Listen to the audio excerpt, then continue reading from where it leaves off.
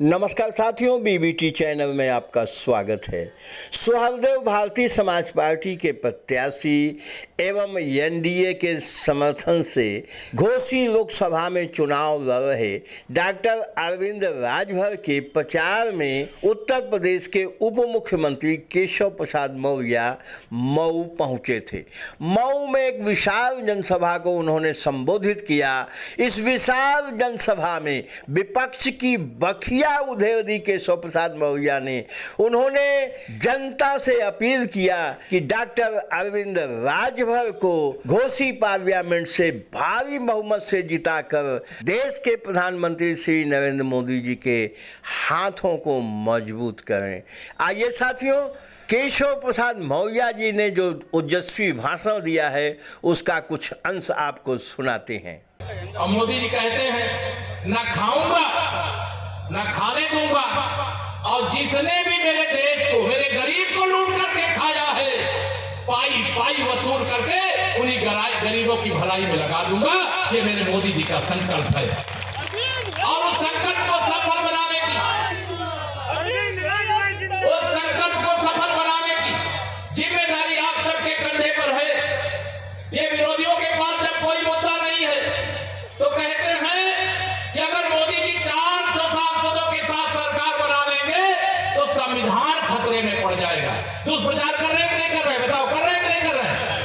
अब आपसे मैं कहना चाहता हूं जानकारी के लिए, 2014 में आदरणीय जगदम्बिका पाल जी यहां पर बैठे, मैं भी सांसद था, फूलपुर से बनके गया था।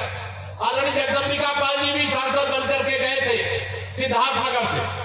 और जब हम सांसद बनकर के गए थे तो मोदी जी जब संसद भवन में घुसने लगे तो द्वार पे आदरणीय जगदम्बिका पाल जी, याद होगा आपको, वो साष्टांग जैसे मंदिर में भगवान के सामने लेट जाते हैं आदमी, वैसे मोदी जी संसद भवन के द्वार पर लेट करके प्रणाम करने लगे संसद भवन को। पत्रकार मित्रों ने पूछा, मोदी जी आप संसद भवन के द्वार को प्रणाम क्यों कर रहे हैं? तो मोदी जी ने कहा, ये भारत का संसद भवन लोकतंत्र का मंदिर है और इस देश में रहने वाले 140 करोड़ लोग नरेंद्र मोदी के भगवान हैं। इसलिए मैं संसद भवन को लोकतंत्र का मंदिर मान करके उस पर शीश झुका रहा हूं और देश की जनता को भगवान मान करके उनकी सेवा का व्रत ले रहा हूं।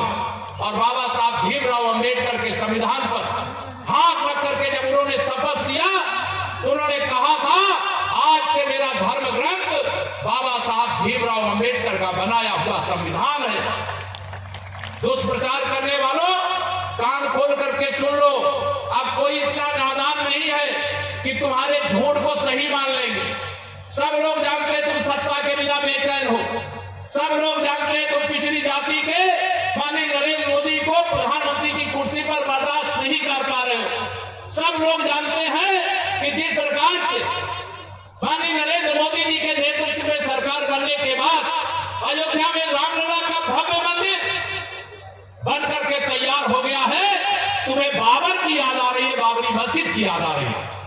अगर तुम्हें राम याद आते तो श्री राम जन्मभूमि तीर्थ क्षेत्र के निमंत्रण देने के बाद रामलला के चरणों में जाकर के राम भक्तों पर गोली चलाने के लिए माफी मांगते कि मेरे पुरखों से, मेरे पिता से अपराध हुआ, मेरे परिवार से अपराध हुआ। बस साथियों, इस वीडियो में इतना ही। वीडियो अच्छा लगा हो लाइक करिएगा, शेयर करिएगा।